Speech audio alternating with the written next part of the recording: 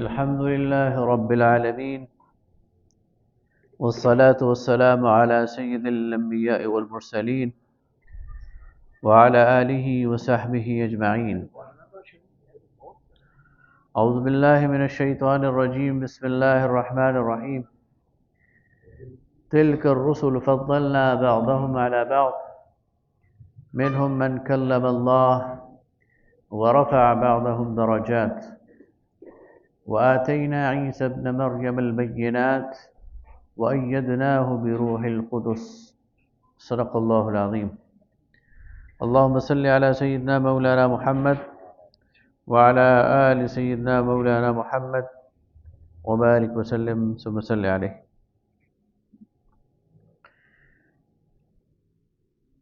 سورہ بقرہ چل رہی ہے. یہود کے جرائم میں سے ایک جرم یہ بھی تھا کہ یہ اللہ کی طرف سے بھیجے ہوئے رسولوں کی تکذیب کرتے تھے، انہیں جھٹلاتے تھے، یہاں تک کہ رسولوں کے قتل کے بھی مرتکب ہوئے. جبکہ جو بھی رسول اللہ کی طرف سے آئے یا نبی، اس کا ماننا یہ لازمی ہے، اس کا انکار یہ ایمان اور عقیدے سے انحراف ہے. البتہ رسولوں میں سے بعض کے درجے بعض سے بلند تھے، بعض کو ایک لحاظ سے اہمیت حاصل تھی، بعض کو دوسرے لحاظ سے. تو فرمایا تلک الرسل، یہ سارے کے سارے رسول، فضلنا بعضهم على بعض، ہم نے بعض کو بعض پر فضیلت دی درجے میں. منہم من کلم اللہ، ان میں سے کچھ ایسے ہیں جن سے اللہ نے کلام کیا. حضرت موسیٰ علیہ السلام سے اللہ تعالیٰ نے کوہ طور پر کلام کیا. ورفع بعضهم درجات، اور بعض کے فضیلت کے درجے ہم نے بلند کیے. وآتینا عیسی ابن مریم البینات، اور عیسیٰ ابن مریم کو ہم نے واضح نشانیاں دی تھیں، معجزات دیے تھے. وَأَيَّدْنَاهُ بِرُوحِ الْقُدُسِ، اور اس کی تائید کی تھی روح القدس سے، یعنی جبرائیل امین سے. لہذا تمام کے تمام رسول یہ اہم ہیں، ان پر ایمان لانا ضروری ہے. البتہ ان کے درجات ایک دوسرے سے بلند ہیں، لیکن وہ درجے طے کرنے والا کون ہے؟ وہ انسان نہیں ہے، وہ مخلوق نہیں ہے، وہ درجے طے کرنے والی ذات اللہ ہے. آگے آیت الکرسی ہے، اللہ لا الہ الا هو الحی القیوم. جس طرح یہود نے اللہ کی یعنی جو دین ہے اس کو بگاڑ دیا تھا، رسولوں کی ذات پر پردے ڈال دیے تھے اور بعض رسولوں کا انکار کر دیا تھا، اسی طرح عقیدہ توحید میں بھی انہوں نے بہت کچھ شامل کر لیا تھا. اللہ کی ذات اور صفات میں بھی بہت ساری چیزیں انہوں نے داخل کر دی تھیں اپنی طرف سے، اور عیسائیوں نے تو باقاعدہ شرک اس میں داخل کر دیا تھا، عیسیٰ کو اللہ کا بیٹا بنا دیا تھا. لہذا اس موقع پر اللہ تعالیٰ نے جہاں باقی چیزوں کو ٹھیک کیا، وہاں پر اللہ رب العالمین کا ایک جامع تعارف وہ ایک ہی آیت میں پیش کر دیا، جسے آیت الکرسی کہتے ہیں. اور یہ قرآن پاک کی سب سے افضل ترین آیت اسی لیے ہے کہ اس میں اللہ کی توحید، اللہ کی ذات، اللہ کی صفات، اس کے حوالے سے ایک جامع تعارف اللہ رب العالمین بیان کرتے ہیں، خود اپنا تعارف کرا رہے ہیں. اس لیے کہ وہ لیس کمثلہ شیء، اللہ کی ذات جیسا کوئی اور نہیں ہے. اور اللہ کی ذات کا حقیقی تعارف کیا ہے، یہ اللہ کے علاوہ کوئی اور نہیں جانتا. لہذا اللہ خود اپنا تعارف، یعنی یہ مخلوق کے بس ہی کی بات نہیں ہے کہ وہ رب کا تعارف جان سکے اور رب کی صفات کے متعلق جان سکے. لہذا اللہ رب العالمین خود اپنی ذات کے حوالے سے اور اپنی صفات کے حوالے سے ایک جامع اس نے ایک آیت ہی اتار دی. تو اس میں فرمایا کہ اللہ وہ ہے جو جس کے علاوہ کوئی الہ نہیں ہے. عربی میں الہ جو ہے یہ کئی معنوں میں استعمال ہوتا ہے. ایک اس کا معنی تو پرستش کے لائق ہے، معبود، جس کے سامنے جھکا جائے، جس کے سامنے عاجزی اختیار کی جائے، جس سے مانگا جائے۔ اسی طرح الہ کے معنی مالک اور مختار کل کے بھی ہیں، الہ کے معنی حکمران کے بھی ہیں، الہ کے معنی صاحب امر کے بھی ہیں، اور یہ چیزیں معروف ہیں۔ اسی لیے یہ جو فرعون تھا یا نمرود تھا اپنے دور میں، انہوں نے الوہیت کا دعویٰ کیا تھا باقاعدہ۔ فرعون نے حضرت موسیٰ کو باقاعدہ دھمکی دی، لئن اتخذت الہا غیری لاجعلنک من المسجونین، اگر تو نے میرے علاوہ کسی کو الہ بنایا تو میں تجھے جیل بھجوا دوں گا۔ تو فرعون کن معنوں میں الوہیت کا دعویٰ کر رہا تھا؟ فرعون نے یہ دعویٰ نہیں کیا تھا کہ میں زمین و آسمان کا خالق ہوں، یا میں نے انسان کو تخلیق کیا ہے۔ اگر فرعون ان معنوں میں الوہیت کا دعویٰ کرتا تو کوئی بھی نہ مانتا، اس لیے کہ بہت سارے لوگ موجود تھے جن کے سامنے وہ پیدا ہوا تھا۔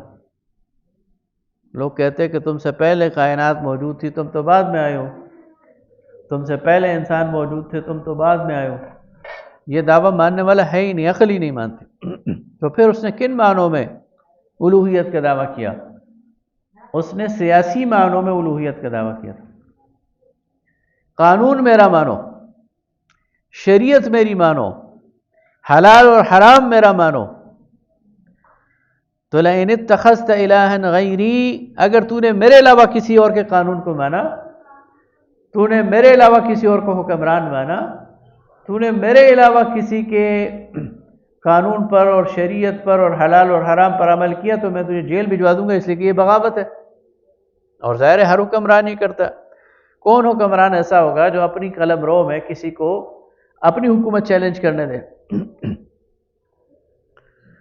تو الہ کا مطلب صرف معبود نہیں ہے،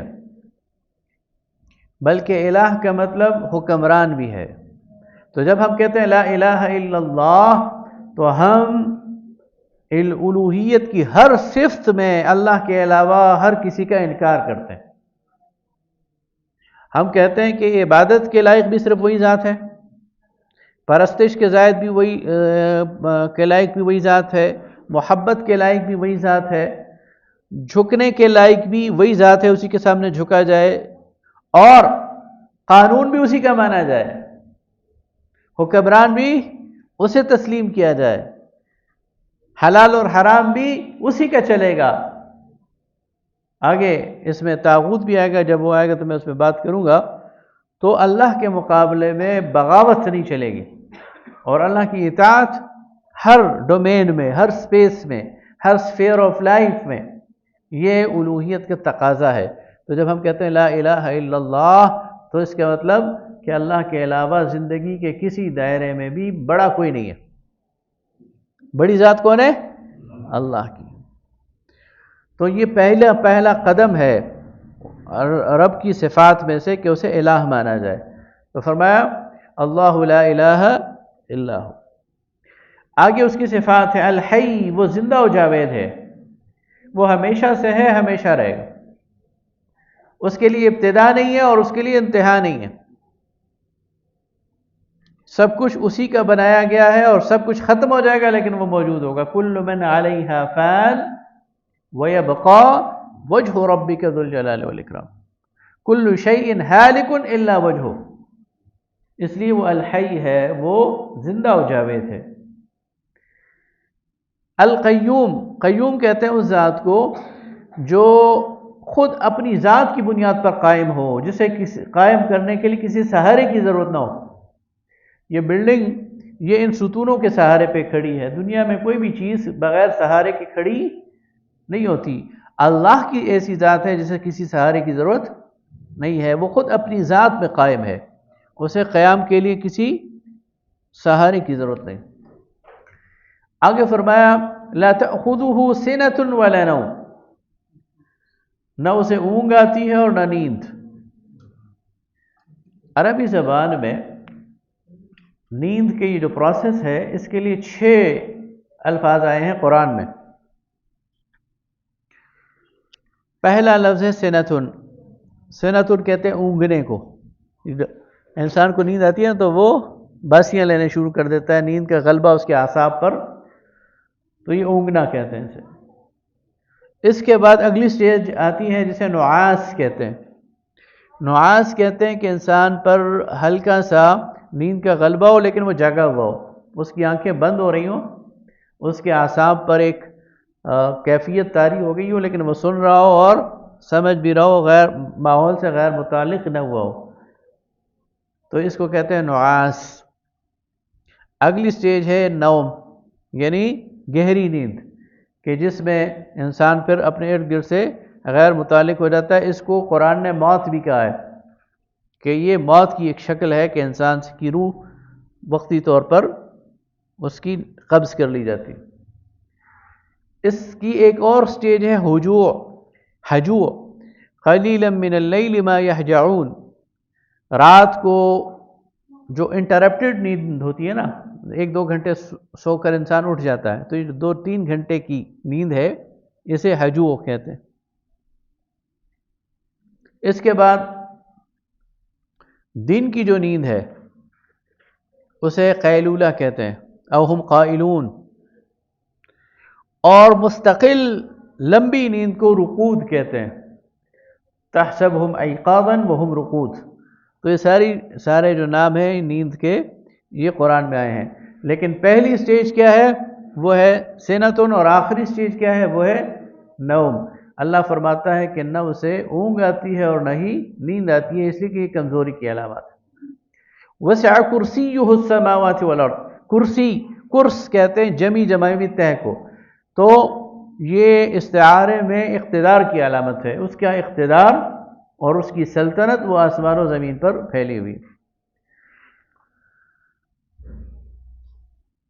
آگے فرمایا کہ لہو ما فی السماوات وما فی الارض، اور جو کچھ ہے زمین میں اور آسمان میں اسی کے لیے ہے۔ من ذا الذی یشفع عنده الا باذنہ، اور کون ہے جو اس کے ہاں شفاعت کر سکے سوائے اس کے حکم کے۔ یہ بھی یہود کا ایک عقیدہ تھا کہ ہم تو اللہ کے لاڈلے ہیں، نحن ابناء اللہ واحباؤہ، تو ہمیں کون پوچھ سکتا ہے اور اللہ تعالیٰ کیوں ہمیں عذاب دے گا، یا کوئی ہماری سفارش کرا لے گا۔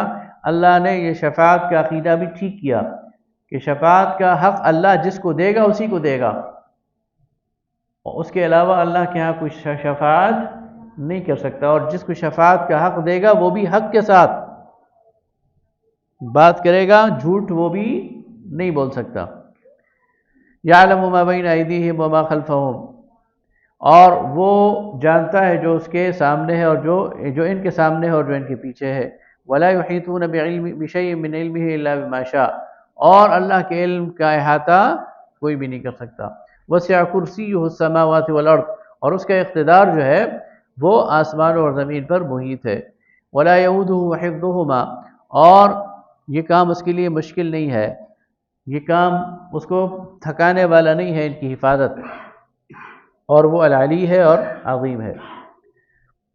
آگے فرمایا کہ لا اکراہ فی الدین، دین میں کوئی جبر نہیں ہے، دین اختیاری معاملہ ہے۔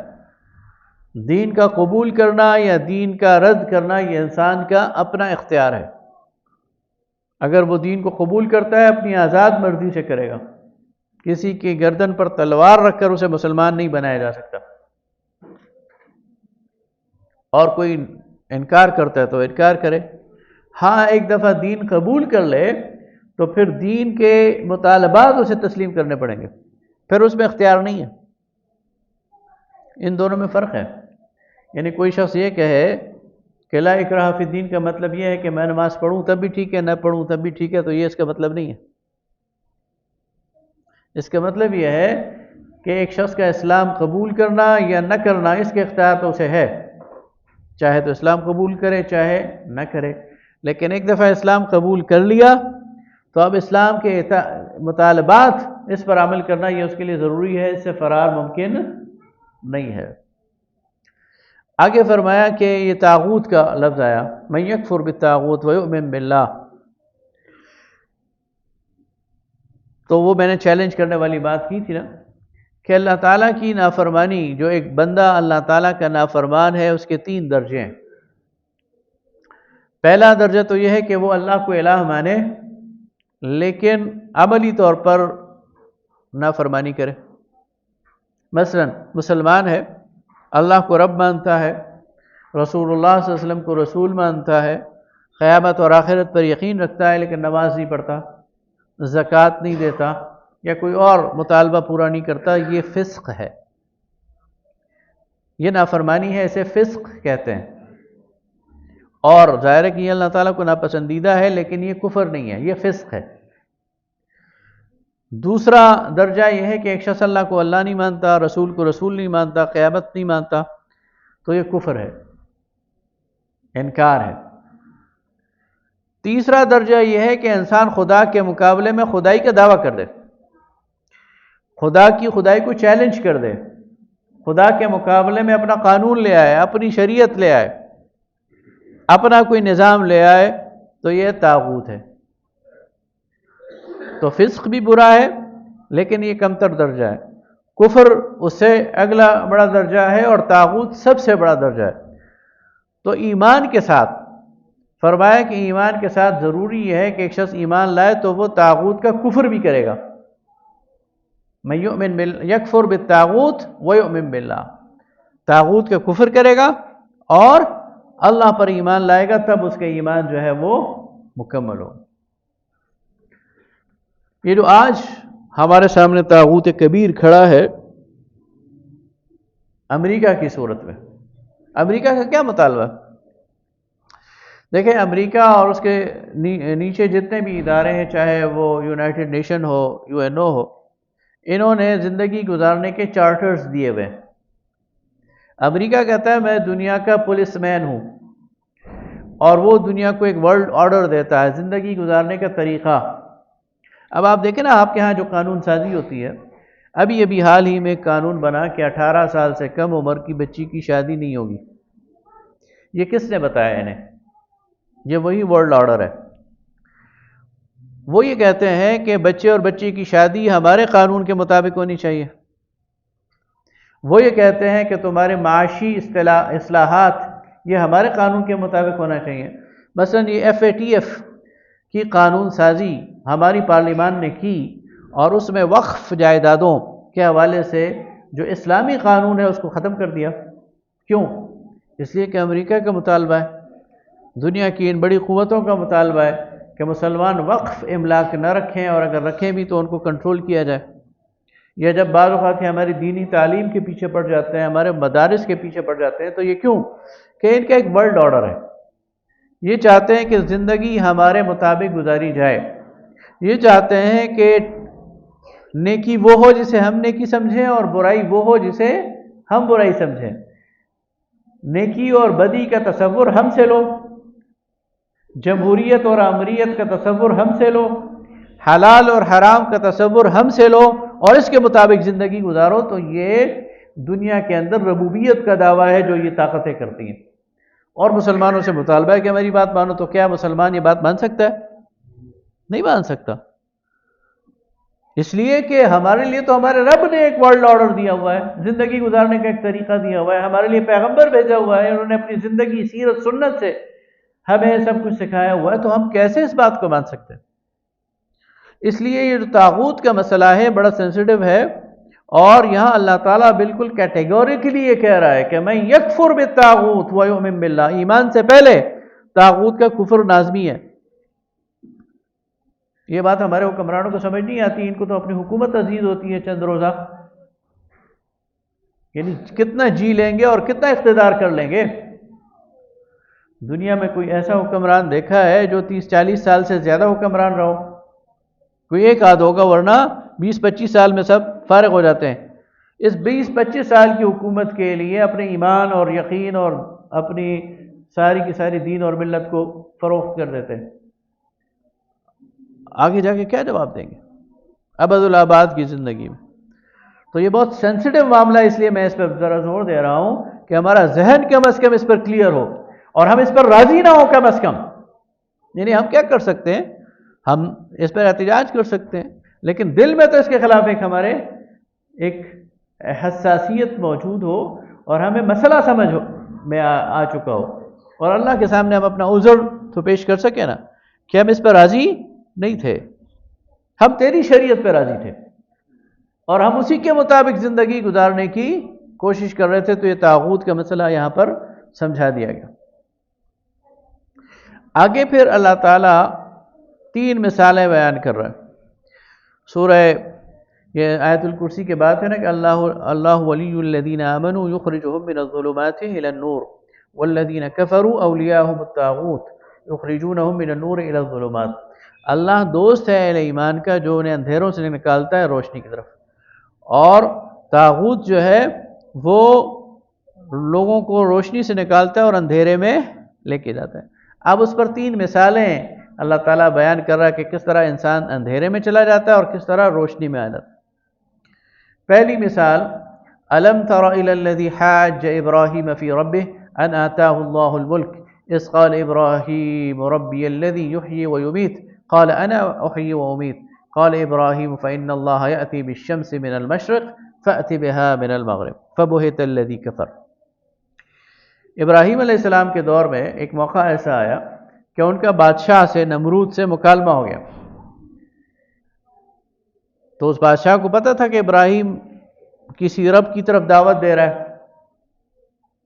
تو ابراہیم علیہ السلام نے اپنے رب کی صفات بیان کرتے ہوئے کہا کہ میرا رب زندگی اور موت دیتا ہے، میرے رب کے ہاتھ میں زندگی اور موت ہے. تو اس نے کہا یہ تو میرے ہاتھ میں بھی ہے، اور اس نے جیل سے 2 سزائے موت کے قیدی نکالے. ایک کو قتل کر دیا، کہا دیکھو میں نے اسے مار دیا، اور دوسرے کو کہا جاؤ تمہیں چھوڑ دیا، کہا اسے زندگی دے. تو ابراہیم علیہ السلام نے دوسری بات کہی کہ میرا رب تو مشرق سے سورج نکالتا ہے، تم مغرب سے نکال کے دکھاؤ. فبہت الذی کفر، تو وہ کفر کرنے والا وہ مبہوت رہ گیا اور لاجواب ہو گیا. یہاں بھی ایک خاص مسئلہ ہے جسے سمجھنا چاہیے، وہی جو میں پیچھے بات کر چکا ہوں اسی کو یہاں بھی ریفلیکٹ ہو رہا ہے. وہ قدیم زمانے سے انسان نے خدائی کو 2 حصوں میں، 2 خانوں میں تقسیم کیا ہوا ہے. ایک خانہ ہے سپرفیشیل، سپر نیچرل، ما فوق الفطرت، زمین و آسمان کس نے بنائی، فرشتے، ملائکہ. اس میں انسان نے بہت سارے خدا بنائے ہوئے ہیں، بتوں کو، دیوی دیوتاؤں کو، ملائکہ کو انسان خدا بنا لیتا ہے. اور دوسرا ہے سیاسی اور تمدنی خدائی. تو یہ جو حکمران ہوتے ہیں نا، یہ سیاسی اور تمدنی خدائی کے دعوے دار ہوتے ہیں. نمرود بھی اسی خدائی کا دعوے دار. لیکن حضرت ابراہیم علیہ السلام نے ان دونوں اوصاف کو جوڑ دیا کہ میرا رب نہ صرف سپر نیچرل اور سپرفیشیل اور مافاق الطبعی امور کا خدا ہے، بلکہ وہ اس دنیا کی زندگی کے تمدنی اور سیاسی معاملات کے بھی خدا ہے، اور یہ سارا اقتدار اسی کے اندر جمع ہے. خدائی دوئی نہیں ہے بلکہ اکائی ہے، اور وہ تمام صفات سے متصف ہے.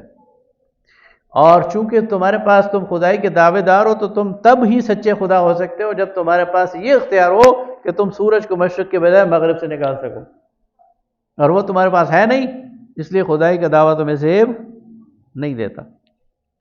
تو یہ اس سے معلوم ہوتا ہے. پھر دوسری مثال، او کالذی مر علی قریۃ وہی خاویۃ علی عروشها قال انا یحیی هذه الله بعد موتها فأماته الله 100 عام ثم بعث قال كم لبثت قال لبثت يوما أو بعض يوم.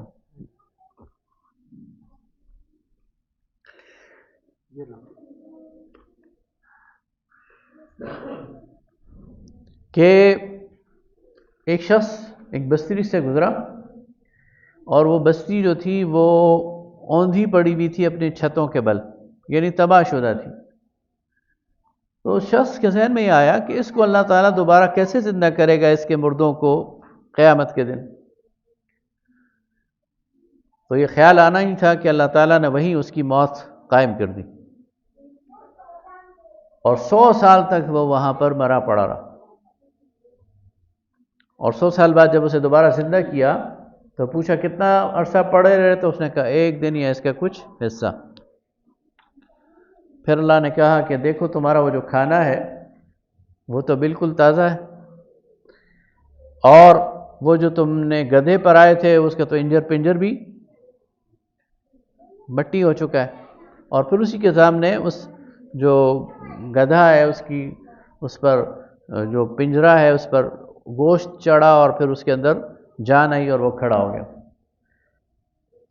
تو یہ اللہ تعالیٰ بتا رہا ہے کہ یہ جو دنیا کی زندگی ہے اس نے ختم ہونا ہے، اور اس کے بعد ریزریکشن ہے، دوبارہ اٹھایا جانا ہے، اور یہ ایک مشاہدہ اللہ تعالیٰ نے اپنے ایک بندے کو کرایا۔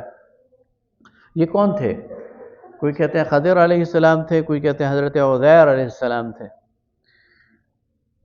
لیکن لگتا یہ ہے کہ بہر اللہ کے کوئی مقرب بندے تھے، کوئی نبی تھے جس کو اللہ تعالیٰ، یعنی یہ مشاہدہ اللہ تعالیٰ عام کسی بندے کو نہیں کراتا، اور ان کے دل کی تسلی کے لیے اور اطمینان کے لیے اللہ تعالیٰ نے انہیں یہ مشاہدہ کروایا، اور یہ یقین دلوایا کہ جس طرح تمہارے گدھے کو اللہ تعالیٰ نے دوبارہ کھڑا کر دیا ہے اور تمہیں دوبارہ زندگی دے دی ہے، اس ساری مخلوق کو دوبارہ اللہ تعالیٰ اٹھا دے گا۔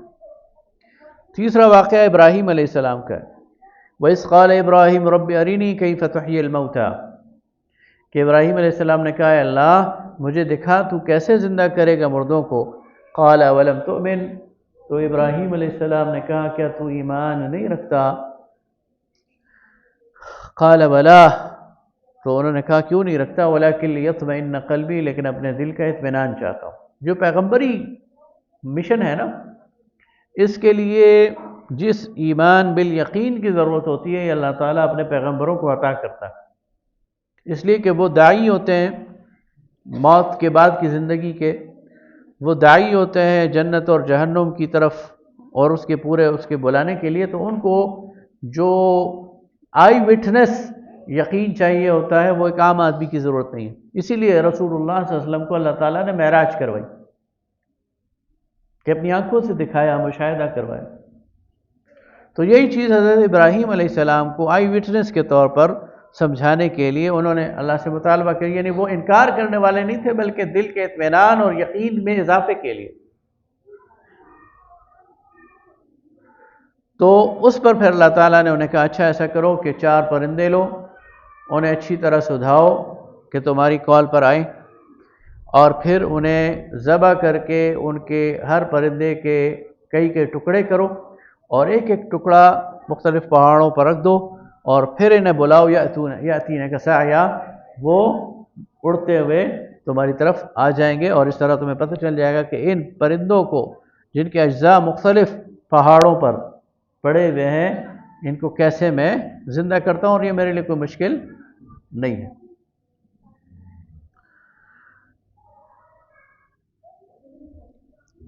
اس کے بعد پھر اللہ تعالیٰ اسی سورہ بقرہ میں انفاق فی سبیل اللہ پر مسلسل کئی آیات میں بات کرتا ہے۔ پہلی بات تو یہ کی کہ مثل الذین ينفقون اموالهم فی سبیل اللہ کمثل حبہ، وہ لوگ جو اللہ کے راستے میں اپنا مال خرچ کرتے ہیں ان کی مثال ایسی ہے کہ ایک شخص وہ ایک دانہ وہ زمین میں بوتا ہے تو اس سے 7 کونپلیں نکلتی ہیں، 7 سنابل، فی کل سنبلۃ 100 حبہ، اور ہر کونپل میں 100 دانے، تو ایک کے بدلے اللہ تعالیٰ 700 واپس لوٹاتا ہے۔ وَيُضَاعِفُ لِمَن يَشَاءُ، اور جس کے لیے چاہتا ہے اس سے بھی زیادہ آگے بڑھا دیتا ہے۔ تو یہ اللہ تعالیٰ اپنے راستے میں خرچ کرنے کی ترغیب کی مثال دے رہا ہے کہ تم میرے راستے میں 1 روپیہ خرچ کرو گے، میں 700 کر کے کم سے کم لوٹاؤں گا، اور اس سے بھی زیادہ جس کے لیے چاہوں گا وہ واپس کروں گا۔ آگے فرمایا کہ وہ لوگ جو اللہ کے راستے میں خرچ کرتے ہیں لیکن پھر خرچ کرنے کے بعد نہ کسی پہ احسان جتلاتے ہیں اور نہ کسی کو اذیت دیتے ہیں، تو ان کے لیے جو ہے یہ صدقہ یہ بہت بڑی، یعنی یہ قبول کیا جائے گا۔ اور آگے فرمایا کہ قول معروف و مغفرت خیر من صدقۃ یتبعها اذی، کسی سے بھلی بات کر دینا اور کسی کی کوئی غلطی معاف کر دینا یہ اس صدقے سے بہتر ہے کہ جس کے بعد ایذا دی جائے۔ پھر فرمایا لا تبطلوا صدقاتکم بالمن والاذی، یعنی 3 دفعہ یہ بات کی اللہ نے، ایک دفعہ مثبت انداز میں اور 2 دفعہ نفی کے انداز میں، کہ صدقہ کر کے، کسی پر احسان کر کے، کسی کے ساتھ بھلائی کر کے پھر نہ اس کو جتلانا ہے اور نہ اسے اس کی بنیاد پہ کوئی ایذا دینی ہے۔ اگر ایسا کرنا ہے تو وہ صدقہ کرو ہی نہ۔ یہ بہت اہم بات ہے، اس لیے کہ بعض اوقات ایسا ہوتا ہے کہ انسان وہ کسی کے ساتھ بھلا کرتا ہے اور پھر غصے میں آ کے، طیش میں آ کے یا کسی اور نفسانی خواہش کی بنیاد پر اسے طعنے بھی دینا شروع کر دیتا ہے، اس کو ایذا بھی دینا شروع کر دیتا ہے، اور وہ جو بھلائی کی ہوتی ہے اس کو اکارت کر دیتا ہے۔ تو اس سے منع کیا گیا، اور اس کی مثال دی گئی کہ اس کی مثال ہے کہ مثل صفوان علیہ تراب۔ آپ نے دیکھا ہوگا کچھ پتھریلے پہاڑ ہوتے ہیں پتھر کے، ان پر بعض اوقات گرد کی مٹی، گرد کی ایک تہ چڑھی ہوتی ہے، لیکن جو ہی تھوڑی سی بارش آتی ہے تو کیا ہوتا ہے، وہ گرد بہہ جاتی ہے اور پتھر کا پتھر رہ جاتا ہے۔ تو فرمایا کہ جو اپنے صدقات کے بعد کسی پر احسان جتلاتے ہیں یا کسی کو تکلیف پہنچاتے ہیں، وہ گئے پتھر دل ہیں، اور ان کے اس پر نرمی کی ایک تہ تو تھی لیکن خود ان کے عمل نے وہ ضائع کر دی اور پتھر ہی نیچے رہ گیا۔ پھر فرمایا مثل الذین ينفقون اموالهم ابتغاء مرضات اللہ، لیکن وہ لوگ جو اللہ کی رضا کے حصول کے لیے اپنا مال خرچ کرتے ہیں، ان کی مثال کیسی ہے؟ ان کی مثال ایک اونچائی، ربوہ کہتے ہیں اونچی جگہ، اونچی جگہ پر ایک باغ کی ہے کہ اگر وہاں اچھی بارش ہو جائے تو دگنی پیداوار ہوتی ہے، اور اگر ہلکا سا ترونکا بھی پڑ جائے، پھوار بھی پڑ جائے تو فصل بڑی اچھی ہوتی ہے۔ تو فرمایا جو لوگ اللہ کی رضا کے لیے مال خرچ کرتے ہیں اور کسی پر کوئی ایذا نہیں دیتے اور کسی پر احسان نہیں جتلاتے، تو ان کے لیے ان کا تھوڑا صدقہ یہ کئی گنا بڑھ جاتا ہے۔ ان کو اس دنیا میں بھی جو ہے وہ اللہ تعالیٰ ان کے دلوں کو ثابت قدمی بھی دیتا ہے، تثبیت بھی دیتا ہے، اور آخرت میں بھی وہ ان کے لیے بہت بہتر ہوگا۔ آگے فرمایا الشیطان یعدکم الفقر ویأمرکم بالفحشاء، شیطان تمہیں فقر سے ڈراتا ہے، یعنی انسان مال کیوں خرچ نہیں کرتا؟ مستقبل کے اندیشے، کل کچھ ہو نہ جائے، کل کوئی آفت نہ آ جائے، کوئی مصیبت نہ آ جائے، یہ شیطان کی طرف سے وسوسے ہوتے ہیں۔ تو فرمایا شیطان تمہیں فقر سے ڈراتا ہے، وَيَأْمُرُكُمْ بِالْفَحْشَاءِ، اور تمہیں بے شرمی اور بے حیائی کا حکم دیتا ہے۔ اب یہاں مفسرین کہتے ہیں کہ فقر کا فحشاء سے کیا تعلق ہے؟ تو ابن جریر طبری جو پہلے مفسر ہیں وہ کہتے ہیں کہ الفحشاء ہنا هو البخل، یہاں بے حیائی سے مراد بخل ہے، کنجوسی ہے، یعنی بخیل آدمی کو اللہ بے شرم قرار دے رہا ہے، بخیل آدمی کو اللہ تعالیٰ بے حیا قرار دے رہا ہے، اس لیے کہ اس کے آنکھوں میں حیا نہیں ہے کہ جو مال اللہ نے اسے دیا ہے اسے اللہ کے راستے میں خرچ کرنے سے رک گیا۔ آگے فرمایا یؤتی الحکمت من یشاء ومن یؤت الحکمت فقد اوتی خیرا کثیرا، تو حکمت تو دانائی ہے لیکن یہاں حکمت سے مراد سخاوت ہے، یعنی وہ دانا ہے شخص جو اپنے مال کو صحیح جگہ لگاتا ہے، اور وہ کیا ہے؟ اللہ کے راستے میں۔ یعنی ایک عقل مند آدمی اپنے وسائل کا صحیح مصرف رکھتا ہے نا، اس سے توقع نہیں ہے کہ اپنے مال کو ضائع کرے گا۔ تو جو حکیم ہے، جو دانا ہے، وہ اپنے مال کو صحیح جگہ خرچ کرتا ہے، اور صحیح جگہ کیا ہے؟ اللہ کے راستے میں، اس لیے حکمت کو، سخاوت کو حکمت کہا گیا۔ آگے فرمایا کہ اللہ کے راستے میں گھرے ہوئے افراد پر، فقراء پر خرچ کرو، یعنی ایسے لوگ جو اللہ کے دین کے کام میں، جہاد فی سبیل اللہ میں، تحریکی کاموں میں، دعوت کے کاموں میں اتنے گھر چکے ہیں کہ اپنے مال اور معاش کا انہیں فکر نہیں ہے، تو فرمایا ان کی سب سے پہلے خبر گیری کرو، اس لیے کہ یحسب الجاہل اغنیاء من التعفف، ایک اجنبی آدمی وہ سمجھے گا کہ یہ تو غنی ہیں، یہ تو اپنی ضرورتیں پوری کر رہے ہیں، لیکن حقیقت میں ان کی ضرورتیں پوری نہیں ہو رہی۔ لا يسألون الناس الحافا، وہ لوگوں سے چمٹ کر ان سے مانگنے والے نہیں ہیں، بلکہ وہ عزت دار لوگ ہیں، سفید پوش لوگ ہیں، لیکن دین کا کام کر رہے ہیں، تو اپنا مال ان پر خرچ کرو۔ آگے پھر سود کی حرمت کی آیات ہیں، اور میں چاہتا ہوں کہ ذرا وہ ہم نکال لیں۔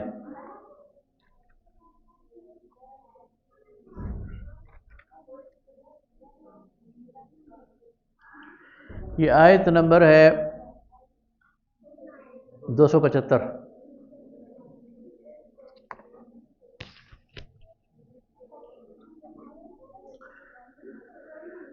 فرمایا الذین یأکلون الربا، وہ لوگ جو سود کھاتے ہیں، لا یقومون الا کما یقوم الذی یتخبطہ الشیطان من المس، ان کی مثال ایسی ہے جسے شیطان نے چھو کر باولا کر دیا۔ آپ نے دیکھا ہوگا کبھی کبھی میڈیا پہ آتا ہے، یہ پاگل کتا جب کاٹتا ہے کسی کو تو اس کی کیفیت عجیب ہو جاتی ہے، اس لیے کہ وہ جو اس کے پاگل کتے کے لعاب ہیں، وہ جب خون میں شامل ہوتے ہیں تو وہ ڈائریکٹ نروز پر، اعصاب پر حملہ آور ہوتے ہیں، اور اس کو ایک خطی سا انسان بنا دیتے ہیں۔ اس کے اندر ایک وقتی طور پر اس کا علاج ہے، ہو جاتا ہے، لیکن وقتی طور پر انسان کے اندر ایک جنون کی کیفیت آ جاتی ہے۔ وہی چیز یہاں پر شیطان کے حوالے سے، کہ جو سودی لین دین کرتا ہے، سودی کاروبار کرتا ہے، وہ گویا ایسا ہے کہ شیطان نے چھو کر اسے باولا کر دیا ہے، اسے اب کوئی اور چیز نظر نہیں آتی۔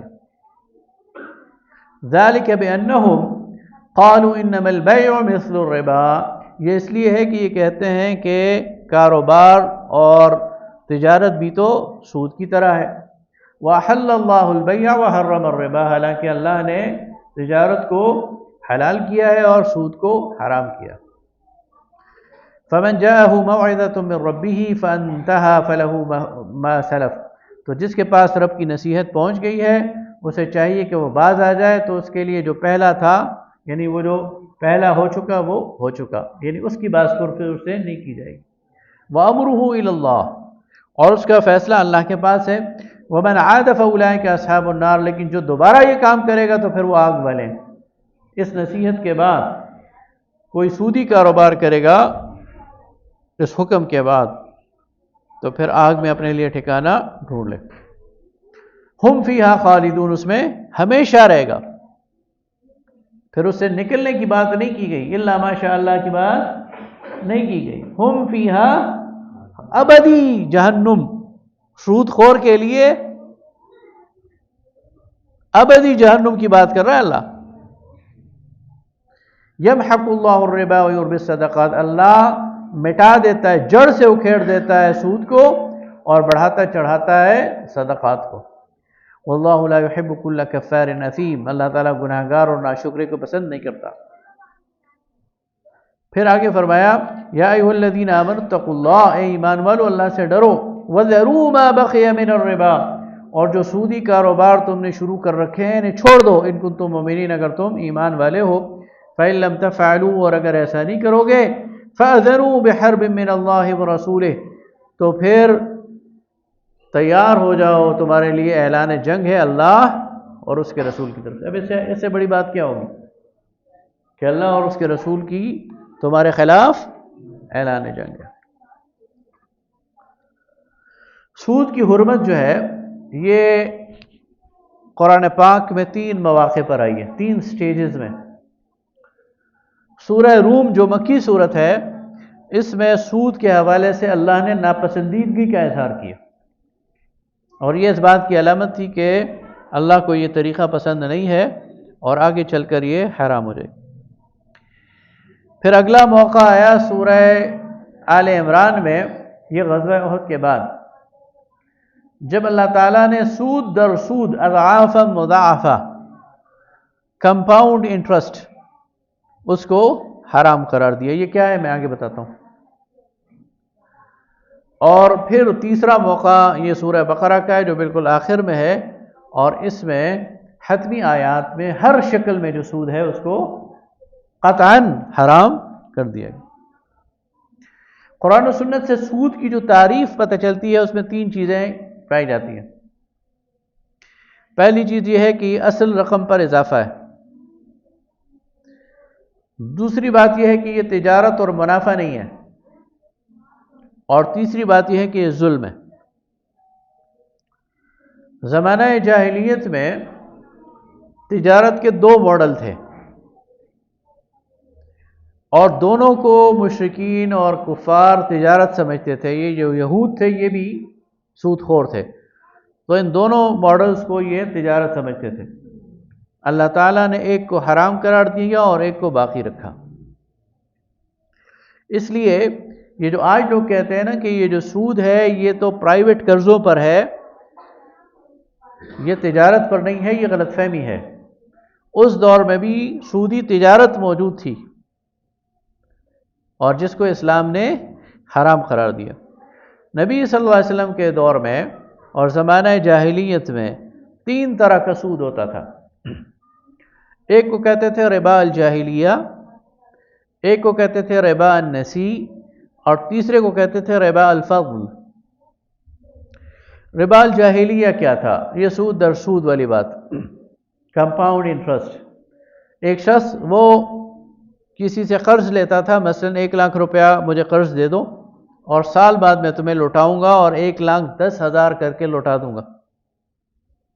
سال گزر جاتا، اس کے پاس پیسے نہ ہوتے، تو وہ کہتا اچھا اب تمہارے 1,10,000 ہو گئے میری طرف، اگلے سال میں تمہیں 1,10,000 پر مزید منافع دے کر 1,20,000 لوٹا دوں گا۔ اگلے سال بھی اگر واپس نہ کر سکتا تو کہتا اچھا اب میرے اوپر تمہارا 1,20,000 ہو گیا، اور میں اگلے سال تمہیں اس پر منافع یعنی 1,30,000 لوٹا دوں گا۔ یعنی وقت کے ساتھ سود بڑھتا رہتا تھا۔ اسے کہتے ہیں ربا الجاہلیہ۔ یہ موجود تھا اس وقت، اور یہ نجی قرضوں پر ہوتا تھا، اور اس کو نبی صلی اللہ علیہ وسلم نے حرام قرار دیا۔ دوسرا ہوتا تھا ربا النسی۔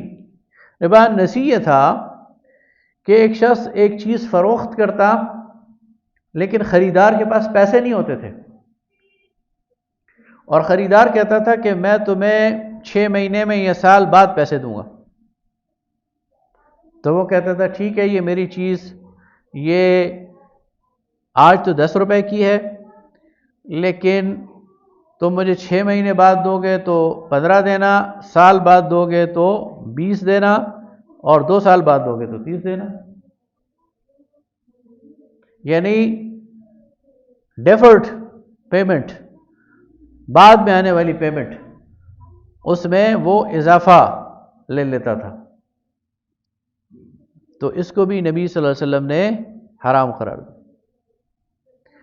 تیسری بات جو ربا الفضل ہے کہ 2 چیزوں کا تبادلہ ہوتا تھا۔ مثلا ایک اچھی قسم کی کھجور ہے اور ایک ذرا عام قسم کی کھجور ہے، تو ہونا تو چاہیے کہ 1 کلو کھجور اور 1 کلو کھجور برابر ہوں، لیکن وہ کہتا تھا نہیں، میری چونکہ یہ کھجور بہتر ہے اس لیے میں 1 کلو کھجور تمہیں دیتا ہوں اور اس کے بدلے تم سے 2 کلو لوں گا، اس لیے کہ اس کی کوالٹی ڈاؤن ہے۔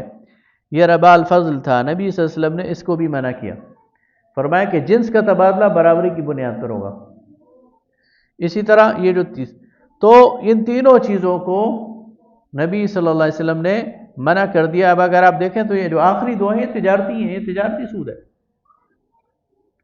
اس لیے آج بھی یہ جو قسطوں کا کاروبار ہوتا ہے اس پر بڑی احتیاط کی ضرورت ہوتی ہے، اس کی بڑی شرائط ہیں، اور اگر اس میں اضافہ ہو جائے وقت کے ساتھ ساتھ، مثلا آپ کوئی موٹر سائیکل لیں اور وہ کہے کہ 1 سال میں تم پیسے دو گے تو اتنے ہیں، اور سال سے زیادہ ہو جائے گا تو پھر اتنے، تو وہ سود ہے۔ یعنی قسط اور یعنی ادھار اور نقد کی قیمت میں فرق ہو سکتا ہے، یہ جائز ہے، لیکن اس نقد کی قیمت میں فرق کو پھر وقت کے ساتھ بڑھانا اگر کوئی شروع کر دے تو وہ ناجائز ہے۔ تو یہ وہ چیزیں ہیں کہ جس کو قرآن نے بالکل منع قرار دے دیا۔ آج جو ہمارا سارا سسٹم ہے وہ سود پر چل رہا ہے، اور اللہ فرما رہا ہے کہ فَأَذَنُوا بِحَرْبٍ مِّنَ اللَّهِ وَرَسُولِهِ، اللہ اور اس کے رسول کے خلاف اعلان جنگ کر دو۔ اگرچہ ہم نے آئین میں لکھ دیا ہے کہ ہم فلاں وقت تک یہ سود کے نظام کو ختم کر کے اس کو اسلام سے ریپلیس کریں گے، لیکن اس میں ٹال مٹول کرتے ہیں اور اس کے خلاف عدالتوں میں چلے جاتے ہیں، اس لیے کہ ہمارا شاید یہ گمان ہے کہ سود کے بغیر نظام نہیں چلتا۔ یہ سب سے بڑی غلط فہمی ہے۔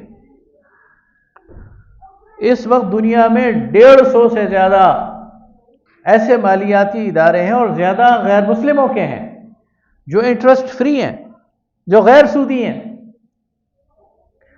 جاپان کے اندر آپ کو معلوم ہونا چاہیے کہ قریباً 0% انٹرسٹ ہے۔ یورپ کے اندر انٹرسٹ بہت ہی کم منیمم لیول پر آ گیا ہے، یعنی 0.75 یا 0.50 اس پر، اس لیے کہ انہیں معلوم ہو گیا ہے کہ زیادہ جو انٹرسٹ ریٹ ہے اس سے معیشت جو ہے وہ سٹیبل نہیں رہتی، بلکہ جو دولت ہے یہ خاص شعبوں میں اور خاص لوگوں کے پاس مرتکز ہونا شروع ہو جاتا ہے۔ اس لیے دنیا اس طرف جا رہی ہے، لیکن ہم چونکہ یقین نہیں رکھتے اللہ پر، اس کے شریعت پر، تو ہمیں ابھی شاید یقین نہیں آیا۔ لیکن سود جو ہے اس میں فلاح نہیں ہے، اس میں نجات نہیں ہے، اس میں معاشی خود مختاری نہیں ہے، اس میں معاشی خود کفالت نہیں ہے، بلکہ اس کے نتیجے میں دولت جو ہے وہ سکڑ جاتی ہے چند ہاتھوں میں۔ اس لیے جو سرمایہ دار ہوتا ہے، جو بڑے بڑے ٹائکونز ہوتے ہیں، ان کے حق میں ہے کہ سودی نظام ہو، اور عام آدمی کے حق میں یہ ہے کہ یہ سودی نظام گر جائے، ختم ہو جائے، اور اللہ کا دین، اللہ کی شریعت، غیر سودی نظام آ جائے۔ اس کا فائدہ عام آدمی کو ہوتا ہے، لیکن عام آدمی یہ بات سمجھتا نہیں ہے، اور اگر سمجھتا بھی ہے تو ایسے لوگوں کو اپنے لیے اقتدار میں بھیجتا ہے جو اس چیز سے خالی ہوتے ہیں اور وہی فیصلے کرتے ہیں جو سرمایہ داروں کے حق میں ہوتے ہیں۔ لہذا یہ یعنی صرف شریعت کا تقاضا نہیں، ہمارے فائدے کی بات ہے کہ یہ سودی نظام ختم ہو جائے، اور ویسے بھی اللہ اور اس کے رسول کے خلاف اعلان جنگ ہے۔ آگے فرمایا کہ جو مالی لین دین کرو تو اس کو لکھ لیا کرو۔ آج سے 1500 سال پہلے عرب میں جہاں لکھنے پڑھنے کا رواج نہیں تھا، اللہ فرماتا ہے لا تسأموا ان تكتبوا صغیرة او کبیرہ، معاملہ چھوٹا ہو یا بڑا لکھ لیا کرو۔ ہم کہتے ہیں جی زبان کر لیا نا، زبان ہی بڑی چیز ہے، اللہ کو جھٹلاتے ہیں۔ اللہ فرماتا ہے کہ لکھ لیا کرو، اس لیے کہ زبان کی انٹرپریٹیشن ہر ایک اپنی کرتا ہے۔ آپ ایک بات کہیں گے، اس کو دوسرا اپنے انداز سے سمجھے گا، تیسرا اپنے انداز سے سمجھے گا اور اپنے معنی نکالے گا۔ اس لیے نہ صرف یہ کہ لکھ لیا کرو، وَاسْتَشْهِدُوا شَهِيدَيْن، 2 گواہ بھی مقرر کیا کرو، تاکہ جب معاملہ نزاع کی صورت میں آئے، اور فائنینشل معاملات میں نزاع آتا ہی آتا ہے، آپ یہ کہیں نا کہ مالی معاملہ ہے اور تنازع پیدا نہیں ہوگا، یہ غلط ہے۔ جب بھی 2 افراد کے درمیان مالی معاملہ ہوگا، تنازع نے آنا ہی آنا ہے۔ لہذا اس تنازع سے بچنے کے لیے لکھ لینا اور 2 گواہ یہ بڑا ضروری ہے، اس کو ہلکا نہ سمجھا جائے ورنہ نقصان ہوتا ہے۔ پھر ایسا نقصان ہوتا ہے کہ دل پھٹ جاتے ہیں، رشتے کٹ جاتے ہیں، دشمنیاں پڑ جاتی ہیں۔ تو اس سے بہتر نہیں ہے کہ اللہ کے حکم کو مانا جائے، لیکن اس چیز کی طرف ہم عموماً توجہ نہیں کرتے۔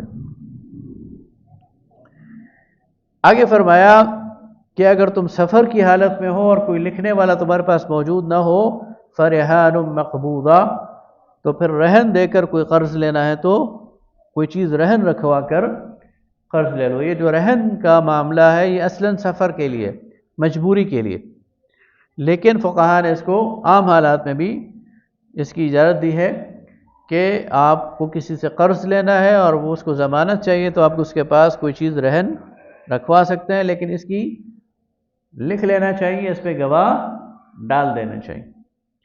آگے فرمایا لا یضار کاتب ولا شہید، جو لکھنے والا ہے اور جو گواہ ہے انہیں تنگ نہ کرنا، ستانا نہیں کہ تم میرے خلاف گواہی کیوں دے رہے ہو، جو تم نے ایسا لکھا کیوں، ایسی حرکت نہیں کرنی، ورنہ پھر لکھنے کو کون تیار ہوگا یا گواہی دینے کو کون تیار ہوگا۔ آپ دیکھیں نا عموماً گواہی سے لوگ گھبراتے ہیں کہ یار کون عدالتوں کے چکر لگائے، نظام ایسا بن گیا نا۔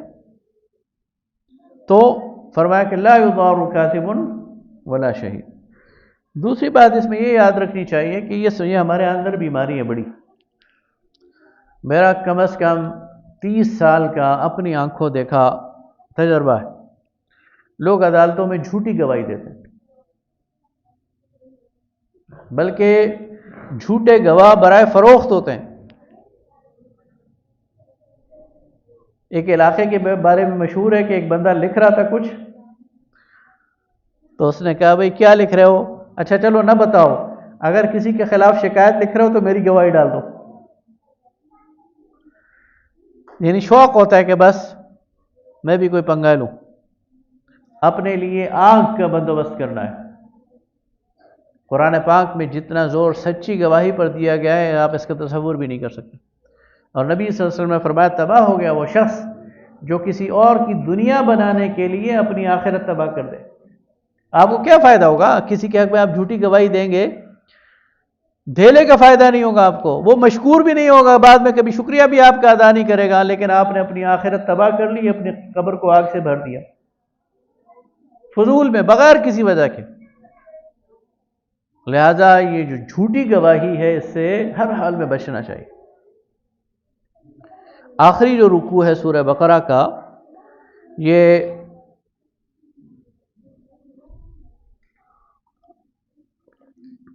اس کو واپس ڈال کے نا پھر اس میں توحید اور رسالت اور احساس بندگی اور پھر دعا پر اس صورت کا اختتام ہے کہ اللہ تعالیٰ کی طرف سے یہ بات کہ لا یکلف اللہ نفسا الا وسعها، اللہ تعالیٰ کسی نفس پر اس کی استطاعت سے زیادہ بوجھ نہیں ڈالتا۔ اور پھر یہ دعا کہ ربنا لا تؤاخذنا ان نسینا واخطانا، کہ اللہ، یہ امت مسلمہ پر اللہ کا رحم ہے کہ اللہ تعالیٰ بھول چوک معاف کر دیتا ہے۔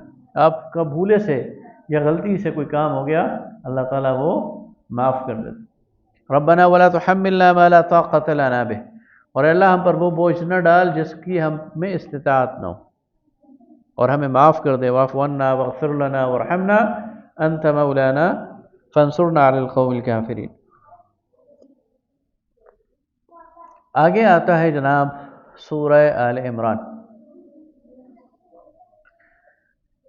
سورہ آل عمران جو ہے اس کا ایک حصہ، یہ ہجرت کے بعد نازل ہونے والی مدنی سورت ہے، اس کا ایک حصہ غزوہ بدر کے بعد نازل ہوا،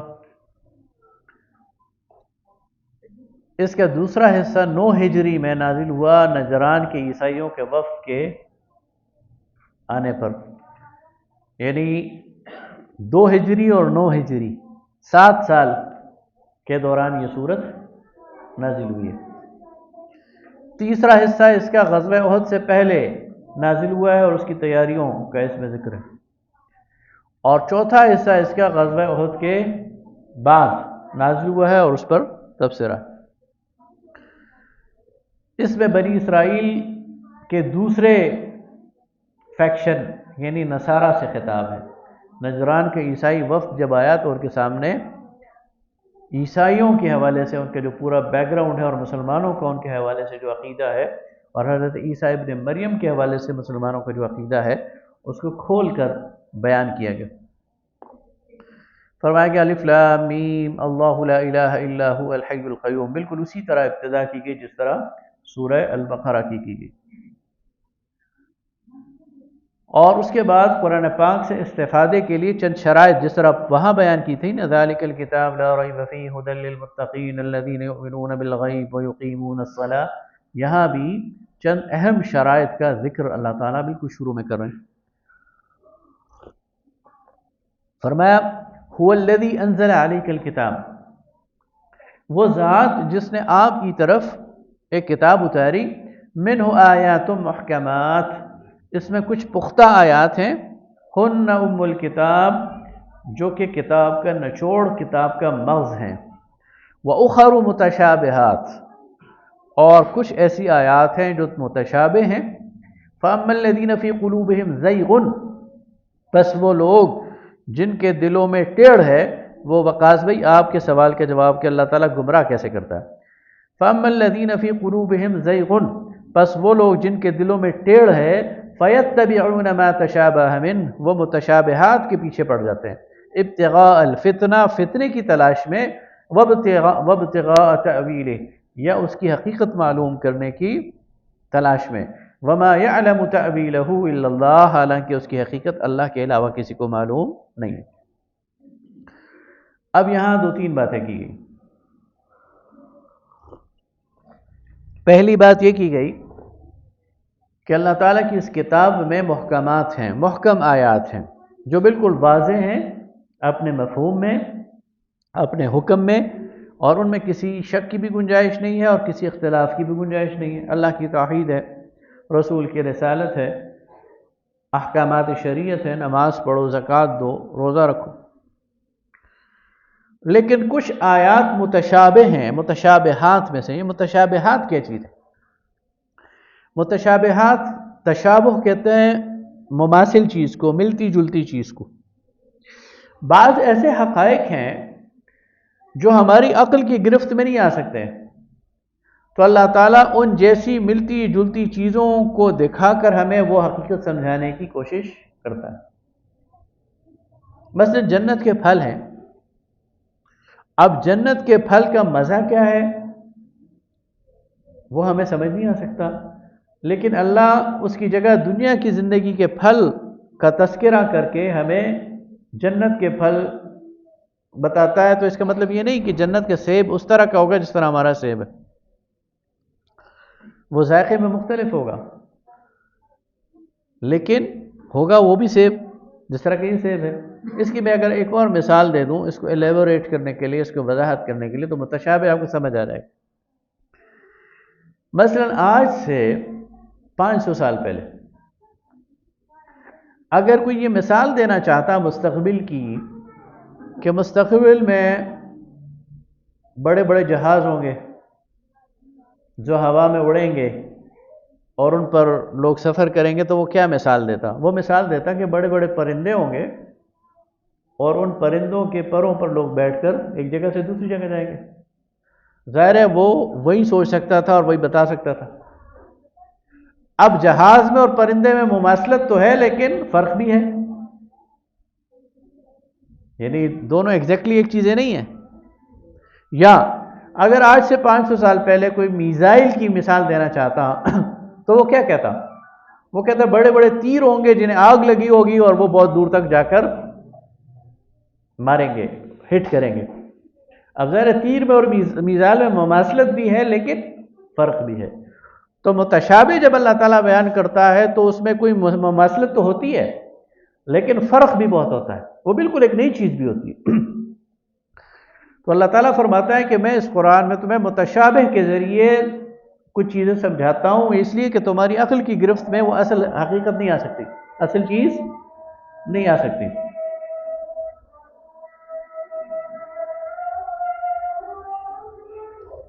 لیکن اس کو تم اسی طرح سمجھ لو جس طرح وہ ہے۔ مثلا اللہ تعالیٰ قرآن پاک میں یہ بات بتاتا ہے کہ اس کے ہاتھ ہیں، یداہ مبسوطتان،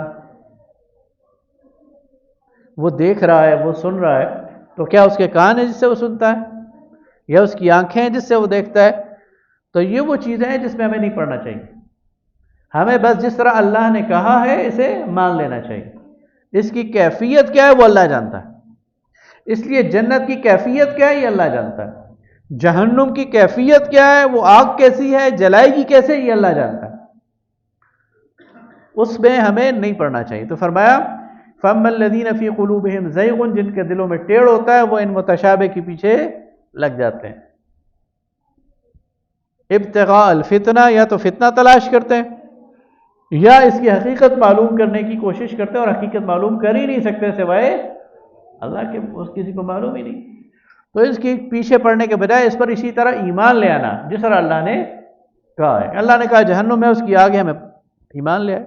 اللہ نے کہا جنت ہے، اس کے گھر ہیں، اس کے پھل ہیں، ٹھیک ہے، وہاں جائیں گے تو پتہ چلے گا کیسے، لیکن ہیں، ہماری گرفت میں نہیں آ سکتے، اس لیے ہم اللہ پر ایمان رکھتے ہیں۔ آخر میں اس کے ساتھ دعا سکھائی گئی، اور یہ بڑی لازمی دعا ہے کہ ربنا لا تزغ قلوبنا بعد اذ هديتنا وهب لنا من لدنك رحمة انك انت الوهاب۔ اے اللہ، ہدایت کے بعد ہمارے دلوں کو موڑنا نہیں، ٹیڑھ میڑ نہیں ڈالنا۔ جیسے کہ شیطان حربہ استعمال کرتا ہے، وار کرتا ہے، تو یہ دعا مانگنی چاہیے۔ آگے فرمایا زُيِّنَ لِلنَّاسِ حُبُّ الشَّهَوَاتِ، انسانوں کے لیے مزین کر دی گئی ہیں خواہشات نفس، بچوں میں سے اور خواتین میں سے اور سونے چاندی کے ڈھیروں میں سے، تو یہ سارے کے سارے جو ہے تمہارے لیے خواہشات نفس ہیں، لیکن اللہ کے پاس جو تمہارے لیے ہے وہ اس سے بہت بہتر ہے۔ آگے فرمایا شاہد اللہ انہ لا الہ الا هو الملائکۃ واولو العلم قائما بالقسط، اللہ تعالیٰ یہ گواہی دیتا ہے کہ اس کے علاوہ کوئی الہ نہیں ہے، اور ملائکہ بھی یہ گواہی دیتے ہیں، اور اہل علم بھی یہ گواہی دیتے ہیں جو کہ انصاف پر کھڑے ہیں۔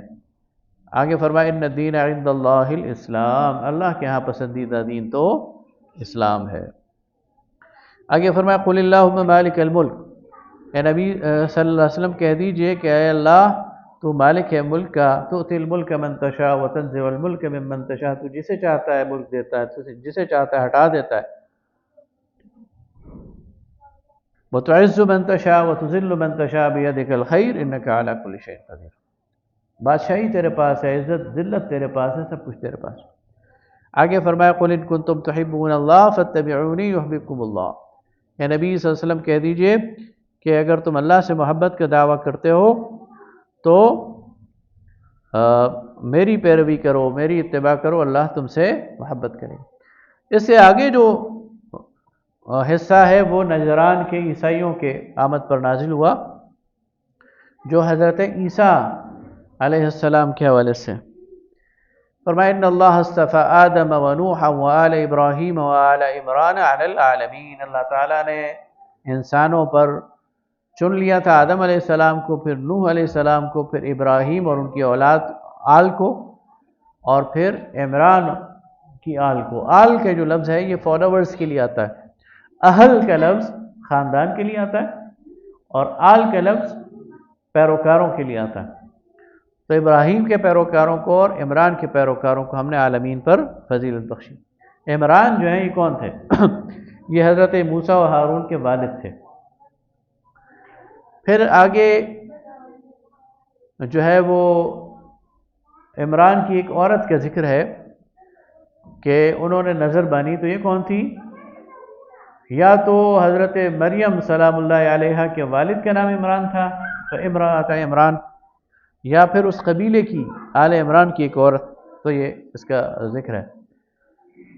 ان کو انہوں نے نظر مانی کہ میرے پیٹ میں جو بچہ ہے جسے میں اللہ کے راستے میں وقف کرتی ہوں، ان کے خیال میں تھا کہ بیٹا ہوگا، وہ بیٹی ہو گئی، اللہ کی تقدیر، تو انہوں نے اس کو وقف کر دیا، حضرت زکریا کی کفالت میں دے دیا۔ حضرت زکریا ان کے خالو تھے،